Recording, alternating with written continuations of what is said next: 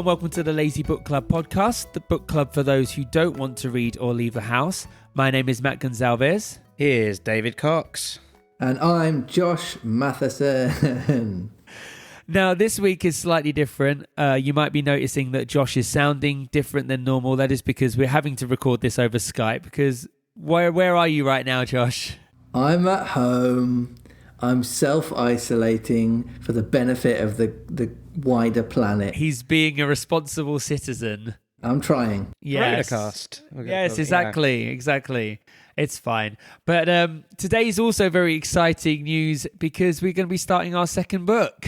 Here we are. Yeah. So, Peter Pan. I'm guessing everybody knows the story generally, don't they? I feel like Peter Pan is it's kind of similar to Alice in Wonderland.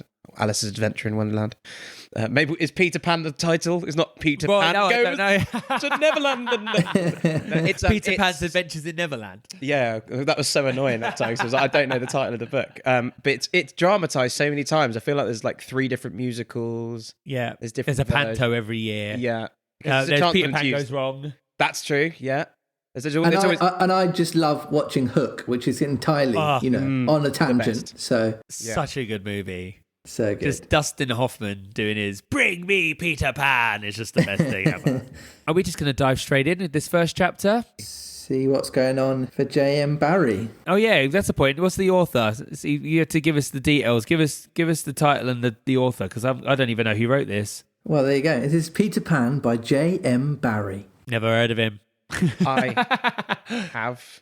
There's lots of features. Tour guide chat again. Right. There's quite a few features to do with Peter Pan in Hyde Park. Oh, okay. Because I think isn't there a fountain somewhere? Yeah, there is, and a play park. I take the children on tour to the play park. That's what I know. Right. That sounds so wrong. I know. Why in this day and age do I have to justify the fact that I know there's? Do you know what I mean? It's perfectly innocent, people. All I know about J M Barrie is I watched. Well, I'm guessing it's at least based in truth. Was Finding Neverland, where Johnny Depp plays J M Barrie in that. And it's about... Oh, is it one of those movies of him writing it? Yeah, it's a film of how Peter Pan came about. Right. Inspired by people in his life at the time, kind of vibe. Right. It's a good film. And then they turned that into a stage show as well. Didn't last very long. Yeah, I thought... When you said Finding Neverland, I was thinking stage show rather than film. Yeah, no, it was a film first. With Johnny Depp. I remember seeing the posters for the stage show. Yeah. I did just do a little Google up because we haven't used the computer, so we can't be. Yeah, no, I can't look. I'm gonna have to get the iPad out. So yes. What do you mean you can't look at Spark Notes, man? Well, no, because I'm too busy looking at your beautiful face. The people have to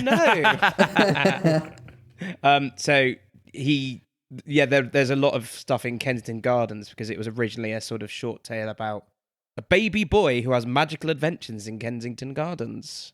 That's what the original story was. Yeah. Peter Pan, the boy who wouldn't grow up. A fairy play about an ageless boy. There you go. A fairy play. Sure. Although it did say J M Barrie is Scottish. Oh, okay. So there you True. go. I don't know if we have the entire narration.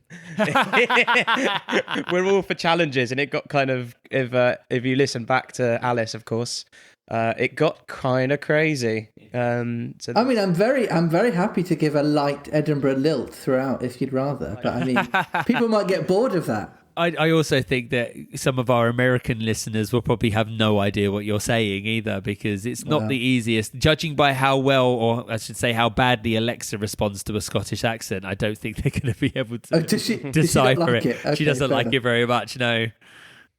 Typical. There you go. Right, so we jump straight in. Peter Pan, Chapter 1. Peter breaks through. All children, except one, grow up. They soon know that they will grow up, and the way Wendy knew was this. One day, when she was 2 years old, she was playing in a garden, and she plucked another flower and ran with it to her mother. I suppose she must have looked rather delightful, for Mrs. Darling put her hand to her heart and cried... She obviously cries something here. She does speak. I don't know if we're... Yeah, can we make it proper? Wendy, you look gorgeous with that flower can out your hand. darling. All right, darling. Yeah, exactly. Yeah, I want to make the darlings like from Walthamstow Market. All right, darling. Darling. All right, yeah. The other thing, of course, which is not my domain, this is definitely your two's job here, is, of course, we have a family. And so, in theory... They should all have that accent, it's true. They should all have that accent. Yeah. Different pictures of it. Yeah. I suppose she must have looked rather delightful, for Mrs. Darling put her hand to her heart and cried, "Oh, why can't you remain like this forever?" It's begun. This was all that passed between them on the subject, but henceforth Wendy knew that she must grow up. You always know after you are 2. 2 is the beginning of the end. God, that's bleak, isn't it? I mean, really? It's all downhill from 2. So is that a Apparently. midlife crisis? She's going to go out and buy a motorbike with stabilizers. 2, though? Yeah. You're not even fully cerebrally developed at 2, are you? No, definitely not. I feel like life goes downhill from adulting. I feel like 30, like 28, 29 onwards is like, oh God, I'm an adult now. Not 2. No, definitely not 2. Certainly not 2. My rocking horse is in for an MOT. So much responsibility on a 2-year-old. Of course, they lived at 14, their house number on the street, and until Wendy came, her mother was the chief one. She was a lovely lady with a romantic mind and such a sweet, mocking mouth. She just takes a piss out of everyone. What? Okay, I good. don't know what a mocking mouth is. Is that like a smirk? Maybe. Like she's having a joke to herself the entire time. It just seems quite odd to describe somebody's mouth. Her romantic mind was like the tiny boxes, one within the other, that come from the puzzling East. However many you discover, there is always one more, and her sweet, mocking mouth had one kiss on it that Wendy could never get, though there it is, perfectly conspicuous in the right-hand corner. The way Mr. Darling won her was this. The many gentlemen who had been boys when she was a girl discovered simultaneously that they loved her, and they all ran to her house to propose to her, except Mr. Darling, who took a cab and nipped in first, and so he got her. What is happening? I love the idea of spontaneous, simultaneous declarations of love. Every single boy in the cast. Like, did everyone hit puberty at the same time and went, oh my God, she's hot? It's like a Lynx advert, Yeah, exactly. but in reverse. I love that that's all it took. It's like, I'm just going to get a cab. They're running. He got all of her, except the innermost box and the kiss. He never knew about the box, and in time he gave up trying for the kiss. Wendy thought Napoleon could have got it, but I can picture him trying and then going off in a passion, slamming the door. Mr. Darling used to boast to Wendy that her mother not only loved him, but respected him. He was one of those deep ones who knew about stocks and shares. Translation, boring. He's super boring. Of course, no one really knows, but he quite seemed to know, and he often said stocks were up and shares were down in a way that would have made any woman respect him. If you put this in today's context, if you had a guy who was just talking to you constantly about Bitcoin being up and down, you would not respect him, you would avoid him. But they are there. No, I know they're there. That's what I was saying. It just shows you how times have changed. This isn't a skill to be respected anymore. This is something that people avoid. Yeah, but to be fair, it's her own fault because it seemed to be the only reason that she decided to go for him is because he got there quicker. Right, I've got a half an hour deadline. First person and win. Yeah, exactly. First person hero married. That'd be a great game show, wouldn't it? It's a race around the world. Whoever gets to the girl first gets to marry her. Yeah. Mrs. Darling married in white, and at first she kept the books perfectly, almost gleefully, as if it were a game, not so much as a Brussels sprout was missing. But by and by, whole cauliflowers dropped out, and instead of them there were pictures of babies without faces. What's going on? I don't understand. I think she'd say that reading the right book? Yeah, I think she was saying she was keeping the accounts. Yeah, no, and she was like so on it at first that, a Brussels sprout wouldn't go down unnoted or unused. But as time went on, she was becoming less diligent. And so whole cauliflowers were going missing. It's a metaphor. It's not literally vegetables going missing. It's money. Right. Thanks for the explanation. I needed that. That's good. I didn't know that. But by and by, whole cauliflowers dropped out, and instead of them, there were pictures of babies without faces. She drew them when she should have been totting up. They were Mrs. Darling's guesses. Wendy came first, then John, then Michael. For a week or two after Wendy came, it was doubtful whether they would be able to keep her, as she was another mouth to feed. Oh no, that was sad. I thought that was sad. It was like a poverty thing. Not during the 9 months of pregnancy. No, exactly. Way! Or even just the thing not. of maybe we should use some kind of protection and think about this before baby comes along. I also just love that this is the solution. Can we keep it? I don't know. Like, what are you going to do with it? Just leave it on a doorstep somewhere? Or drop it off at a warehouse? They would have just dropped him off at the workhouse, wouldn't they? That's true. Like Oliver. If he's so good with stocks and shares, why are they skint? Well, yeah, exactly. That's a I great think point. he's blaming her, though, isn't it? Because cauliflowers are going missing. Yeah, so it would have been fine, but we are one Brussels sprout down from last week. this child is going. Maybe if they stopped buying perishables and actually kept the money as money, they wouldn't be bankrupt. Mr. Darling was frightfully proud of her, but he was very honourable, and he sat on the edge of Mrs. Darling's bed, holding her hand and calculating expenses, while she looked at him imploringly. She wanted to risk it, come what might, but that was not his way. His way was with a pencil and a piece of paper, and if she confused him with suggestions, he had to begin at the beginning again. "Now don't interrupt," he would beg of her. "I have £1.17 here, and 2 and 6 at the office. I can cut off me coffee at the office, say 10 shillings, make 2, 9 and 6. With your 18 and 3 makes 397. With 5, 0, in my checkbook makes 897. Who is that moving? 897, dot and carry 7, don't speak me own, and £1 that you lent to that man who came to the door. Quiet, child. Dot and carry child. There, you've done it. Did I say 997? Yes, I said 997. The question is, can we try it for a year on 997?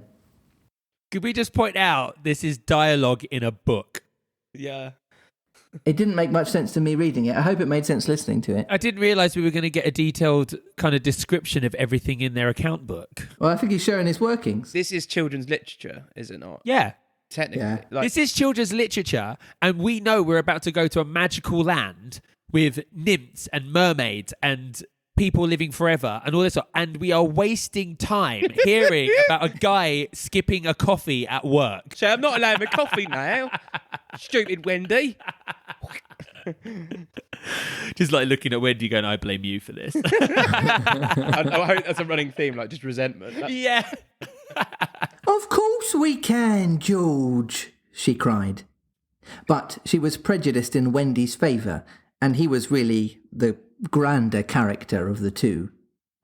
"Remember mumps," he warned her almost threateningly, and off he went again.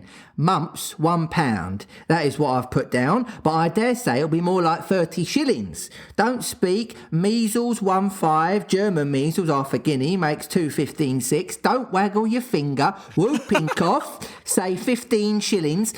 And so on it went, and it added up differently each time, but at last Wendy just got through, with mumps reduced to 12.6, and the 2 kinds of measles treated as 1. Is that to do with vaccinations? This is before the NHS, so probably calculating if you had to go into hospital or pay a doctor to come. Yeah, it's true. You'd have to pay a doctor to come to the house. Very true. I just love that they're having this conversation after the child has been born. Why was this not considered? There was the same excitement over John, and Michael had even a narrower squeak.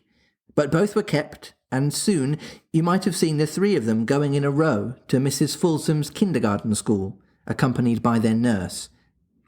Mrs. Darling loved to have everything just so, and Mr. Darling had a passion for being exactly like his neighbours, so, of course, they had a nurse. As they were poor, owing to the amount of milk the children drank, this nurse was a... That's the only reason they're poor, because the kids drink litres of milk. Do they not eat solids at all? They're literally poor because of the milk, yeah. As they were poor, owing to the amount of milk the children drank, this nurse was a prim Newfoundland dog called Nana, who had belonged to no one in particular until the Darlings engaged her.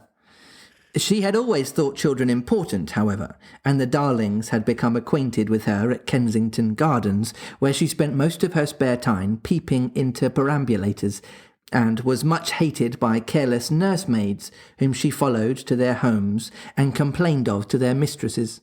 So they found this dog in a park who seemed to have this weird interest in children and thought, checking out kids. Let's make him the nurse. Let's make her the nurse. Yeah. She proved to be quite a treasure of a nurse. How thorough she was at bath time, and at any moment of the night, if one of her charges made the slightest cry. Of course, her kennel was in the nursery.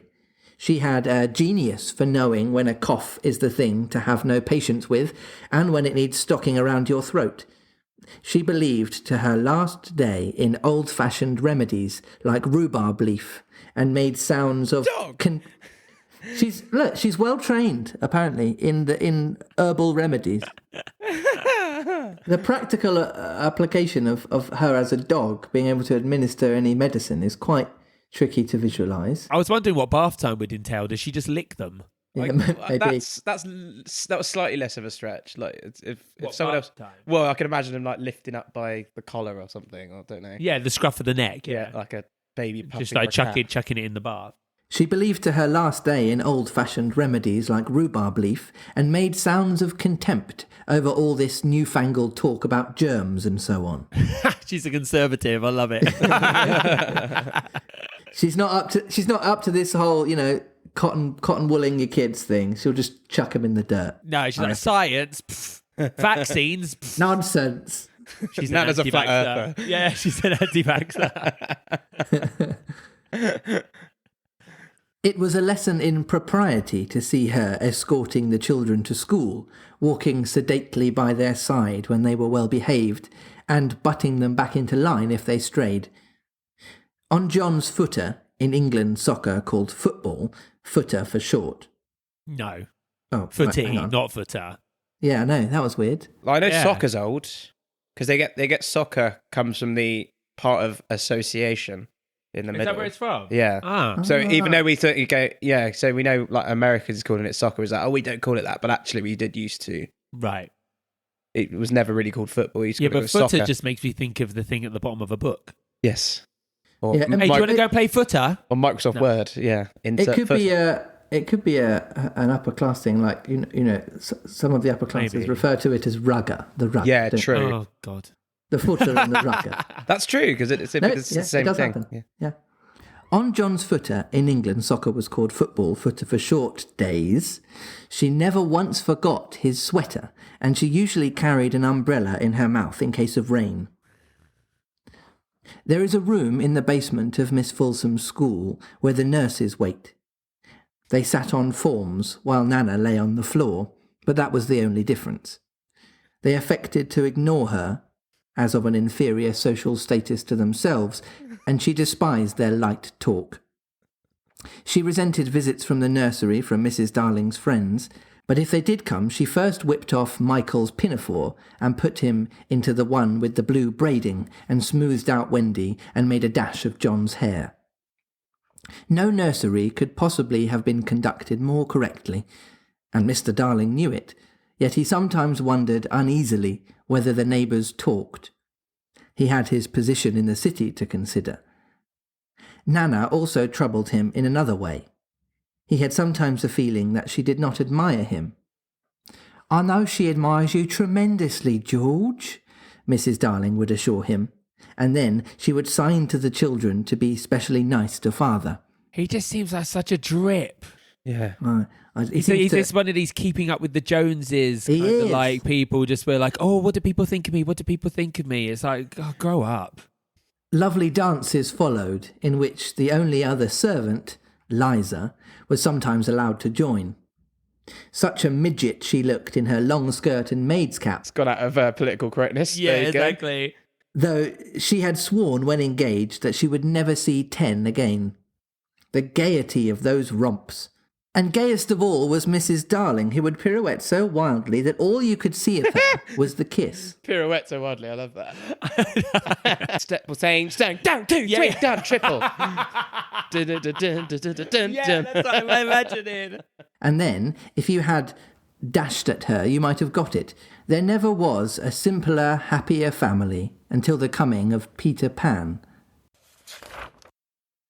Mrs. Darling first heard of Peter when she was tidying up her children's minds. It's written so casually, and I'm like, my brain can't comprehend what I've just read. Is she a telepath? Yeah, no, I reckon she lies them down and just like brainwashes Dr. them. Xavier's Yeah. like Professor X. Yeah, she just like, she Just doing a bit of mind puts them out and tidying. just unplace them. It's like, yeah. Darren, Oh, wow. what's his name? What's his name? Darren Brown. Brown. Mind tidier. It is the nightly custom of every good mother, after her children are asleep, to rummage in their minds and put things straight for next morning, repacking into their proper places the many articles that have wandered during the day. If you could keep awake, but of course you can't, you would see your own mother doing this, and you would find it very interesting to watch her.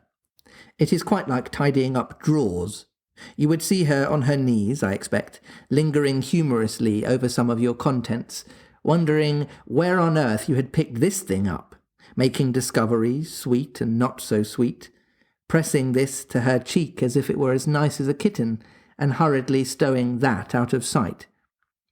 When you wake in the morning, the naughtiness and evil passions with which you had gone to bed would have been folded up small and placed at the bottom of your mind, and on the top, beautifully aired, are spread out your prettier thoughts, ready for you to put on.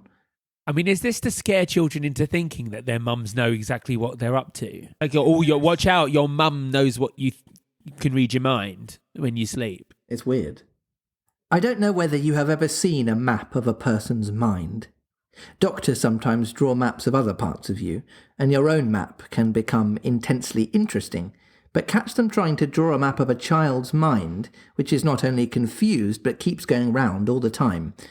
There are zigzag lines on it, just like your temperature on a card, and these are probably roads in the island, for the Neverland is always more or less an island, with astonishing splashes of colour here and there, and coral reefs and rakish-looking craft in the offing, and savages and lonely lairs, and gnomes who are mostly tailors, and caves through which a river runs, and princes with 6 elder brothers, and a hut fast going to decay, and one very small old lady with a hooked nose. It would be an easy map if that were all, but there is also first day at school, religion, fathers, the round pond, needlework, murders, hangings, verbs that take the dative, chocolate pudding day, getting into braces, saying 99, 3 pence for pulling out your tooth yourself, and so on, and either these are part of the island or they are another map showing through, and it is all rather confusing, especially as nothing will stand still. I really enjoyed that murder came after needlework. Freudian slip there, Pat. It's like Well, yeah, it's just hangings. like it was a hobby. Needlework, murder. Yeah. I'd like to, because are we presupposing these kids are just like really young because they're at kindergarten, so like 2, 3, 4, 1, 2, 3 or something? They're not going to know about hangings, and if they do, No. they're going to be corrupted. Yeah. No wonder she has to get inside their brains. They're just there like, The world I know is a about terrible murder. dark place. I know about people Yeah. being executed. Like that is deep stuff, you know. Of course, the Neverlands vary a good deal. John's, for instance, had a lagoon with flamingos flying over it, at which John was shooting, while Michael, who was very small, had a flamingo with lagoons flying over it. John... Michael's special. What? Okay, good. John lived in a boat turned upside down on the sands. Michael in a wigwam. Wendy in a house of leaves deftly sewn together. John had no friends. Why is the concept of somebody having no friends so amusing to you? It's just because it's just like no matter of It's fact. sad. Yeah. Just John had no friends. Maybe we're going to find out why. Yeah, maybe he's a jerk. He's 2, but he's developed into a jerk. Are we going to find out? Because obviously they're saying like John's Neverland. Michael, are we going to find out this is all a dream as well? I really Like, hope this is meant not. to And I've wonder already about. had that thought, and I didn't want to say it out loud. I know. I really don't want another. It was all a dream. I promise we pick these books at random. But I thought the whole point of fairy tales is that magic's meant to be real in them. Whereas if it's just like it's all a dream, then it's like, Yeah. what's the point? Let's just not do it. Thank you Let's for just listening. give up. Yeah. Jokes. John had no friends. Michael had friends at night. Wendy had a pet wolf forsaken by its parents. But on the whole, the Neverlands have a family resemblance. Michael has friends at night. Night friends. That sounds really ominous, doesn't it? Sinister. Night friends. Yeah. Friends. Not sure about Michael. If they stood still in a row, you could say of them that they have each other's nose and so forth. On these magic shores, children at play are forever beaching their coracles. Don't know that word. It says in brackets, simple boat. Apparently a coracle is a simple boat. I do love how the authors in this time consistently use words that they know their audience isn't going to They do, yeah. know. But they just and then do just it anyway. explain it afterwards sometimes. And then do it Yeah. an aside. Yeah. Weird. We too have been there. We can still hear the sound on the surf, though we shall land no more. Of all delectable islands, the Neverland is the snuggest and most compact, not large and sprawly, you know, with tedious distances between one adventure and another, but nicely crammed. When you play at it by day with the chairs and tablecloth, it is not in the least alarming. But in the 2 minutes before you go to sleep, it becomes very real. That is why there are night lights. Occasionally, in her travels through her children's minds, Mrs. Darling found things she could not understand. And of these, quite the most perplexing was the word Peter. She knew of no Peter, and yet he was here and there in John and Michael's minds, while Wendy's began to be scrawled all over with him. The name stood out. Oh, she's obsessed with him. Stalker. She's like, Yeah. Yeah. The name stood out in bolder letters than any of the other words, and as Mrs. Darling gazed, she felt that it had an oddly cocky appearance. Yes, he is rather cocky, Wendy admitted with regret. Her mother had been questioning her. But who is he, my pet? He is Peter Pan, you know, mother. At first, Mrs. Darling did not know, but after thinking back into her childhood, she just remembered a Peter Pan who was said to live with the fairies. There were odd stories about him, as that when children died, he went part of the way with them, so that they should not be frightened. Yeah, I did hear that was one of the theories regarding Peter Pan, that he was like a metaphor for the angel of death to kind of help Like children. Like a Grim yeah, Reaper. That Neverland. Yeah, that Neverland's like meant to be heaven, and he's actually the Reaper. Fun. She had believed in him at the time, but now that she was married and full of sense, she quite doubted whether there was any such person. Besides, she said to Wendy, he would be grown up by this time. Oh no, he isn't grown up, Wendy assured her confidently. And he is just my size. She meant that he was her size in both mind and body. She didn't know how she knew, she just knew it. Mrs. Darling consulted Mr. Darling, but he smiled poo-poo. I love the fact. Did he it say said that? Poo-poo. But poo with an Poo-poo. H. He said, poo-poo, you know. It's one of my favourite old phrases, I think. Poo. We should start bringing it back. Poo-poo. Poo-poo. Bring back poo. Bring back. Hashtag. Bring back. Poo.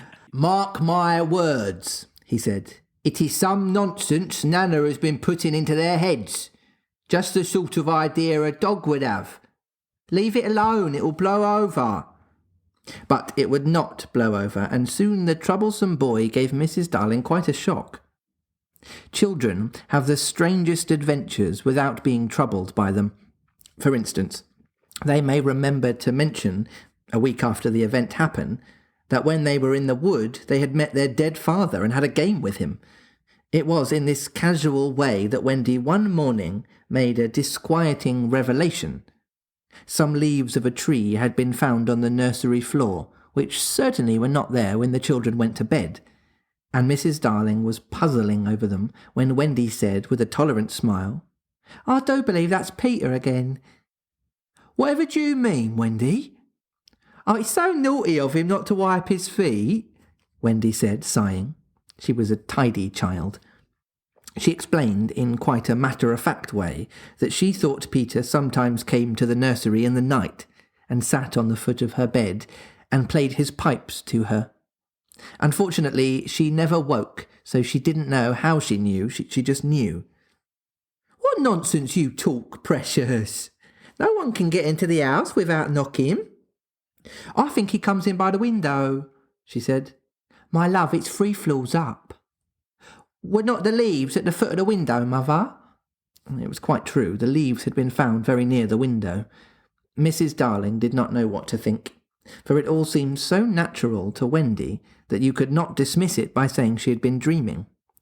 "My child," the mother cried, "why did you not tell me of this before?" "I forgot."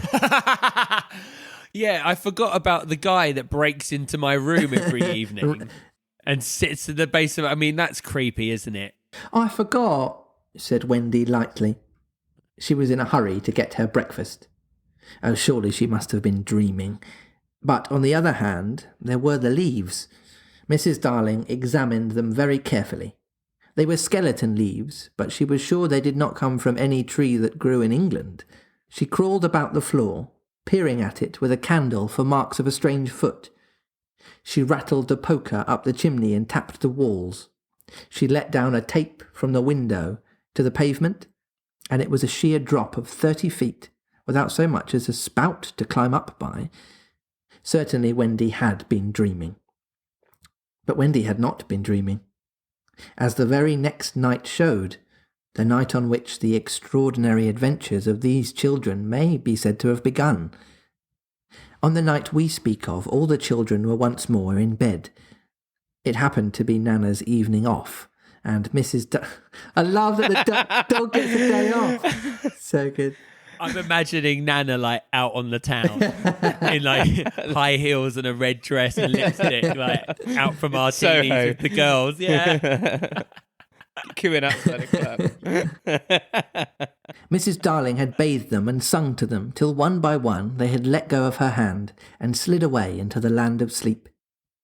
All were looking so safe and cosy that she smiled at her fears now and sat down tranquilly by the fire to sew. It was something for Michael, who on his birthday was getting into shirts. I think he means literally getting into shirts. And when you say getting into shirts, it makes it sound like it's a hobby. You know what I mean? Getting into shirts at the minute. He's really into shirts at the moment. The fire was warm, however, and the nursery dimly lit by 3 nightlights, and presently the sewing lay on Mrs. Darling's lap. Then her head nodded, oh so gracefully. She was asleep. Look at the 4 of them, Wendy and Michael over there, John here, and Mrs. Darling by the fire. There should have been a 4th nightlight. While she slept, she had a dream. She dreamt that the Neverland had come too near, and that a strange boy had broken through from it. He did not alarm her, for she thought she had seen him before in the faces of many women who have no children. Perhaps he is to be found in the faces of some mothers also. But in her dream he had rent the film that obscures the Neverland, and she saw Wendy and John and Michael peeping through the gap. The dream by itself would have been a trifle, but while she was dreaming, the window of the nursery blew open, and a boy did drop on the floor. He was accompanied by a strange light, no bigger than your fist, which darted about the room like a living thing, and I think it must have been this light that wakened Mrs. Darling. She started up with a cry and saw the boy, and somehow she knew at once that he was Peter Pan. If you or I or Wendy had been there, we would have seen that he was very like Mrs. Darling's kiss. He was a lovely boy, clad in skeleton leaves and the juices that ooze out of trees, but the most entrancing thing about him was that he had all his first teeth. He's not been beaten up in a bar fight. So wait, he's just like some sticky boy dressed in leaf litter has just fallen through the window. And he's got all his milk teeth. And she's like, oh, he's lovely. When he saw she was a grown-up, he gnashed the little pearls at her. End of chapter. Well, I mean, I'm really excited as to where this is going to go. Me too. Particularly because I had no idea that Mrs. Darling saw Peter Pan come in. No, I didn't either. I thought it was the case these kids were spirited away in the middle of the night and the parents had no idea where they were or what was going on. But she's in the room when he's there. So I'm intrigued to see where this goes. Absolutely. Because it's already different from the Disney film. Yeah, it's a lot more complex. I looked up on SparkNotes, but SparkNotes doesn't have Peter Pan. Doesn't it? So, no. So I'm looking at litcharts.com. This Lit book is chart, bro. lit, bro. Lit charts. Peter Pan, man. I'm just going to pick out a couple of ones of the bits where, like, we had a few problems understanding what was being said. Yeah. So one of the main things that seems to be mentioned quite a lot in this chapter is the kiss. Yes. Yeah. And here it says that Mrs. Darling's kiss is not an ordinary kiss. The term seems to be an invention of Barrie's, and it indicates both something visible, the elusive charm of a smile, and something invisible, a kind of childlike freedom from ordinary life. So in one corner of her mouth, at least, Mrs. Darling remains free and wild, which is the mocking Sure. smile thing that we're talking about. Gotcha. She kisses her husband, an action of a grown-up, with the other corner. So it's basically trying to say that Mrs. Darling still has an element of that childlike freedom, So that's which obviously Mr. Darling is completely lost because he's a boring person who likes stocks and shares. But she can still vaguely remember Peter Pan. Yes, From I think her she's from her yes, Neverland. exactly. I think she still has that kind of link to the imaginary and the what if and the curiosity that the kids have. Mm. And one other thing, just about this metaphor with Mrs. Darling being a telepath. It says, Mrs. Darling's motherly chores are a delightful mixture of tedium and sorcery. So like all mothers, she is always cleaning and sorting, a very dull sort of activity. But she is also delicately altering and nurturing her children's minds. So obviously the author here has mixed those two things together. Like as parents, you nurture your children and you clean up after them. And he's kind of found this way to make this picture of both of them in one, where it's like she's physically cleaning their minds. Yeah. Yeah. Does he think one. that's more palatable for a child to get their head around the fact that that's one of the roles that a mother has, which is to develop I think develop it's them just, as people? Yeah, I think it was probably having like a physical representation of nurturing is probably makes it easier to understand what nurturing is. But also I think the way that he's done it makes it seem more magical and less tedious than it actually is. Sure. Do you know what I mean? By making it seem like your mum's actually this person with magical powers. Soothsayer. Yeah, exactly. I think it does make kind of, not that motherhood's boring, but it makes motherhood seem more fantastical than actually the reality of just cleaning up sick and emptying dirty diapers. I definitely want to see Nana's Night Out. I think that needs to be a Spin-off. comic. Yeah, exactly. Yeah. I want to know that story. I want to know One day about a all week the... he goes to town. Yeah, exactly. The night Nana was kicked out of Weatherspoons.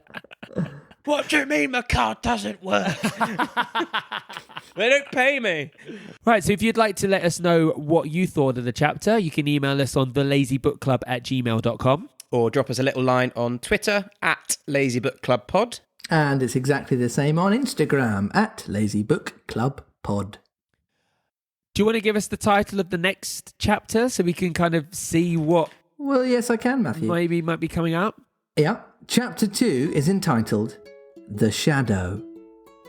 Oh, okay. We know a bit about shadows from Cos Disney. So Yes. we'll see if it aligns, but, you know. Yeah, maybe Mum sews the shadow back on for him. Who knows? Well, she's been sewing, hasn't she? Yeah. And we all know what follows needlework, murder. So it'll be interesting to find out who dies. And then a hanging. Bizarre. Right, so chapter 2, The Shadow. We'll see you there next week.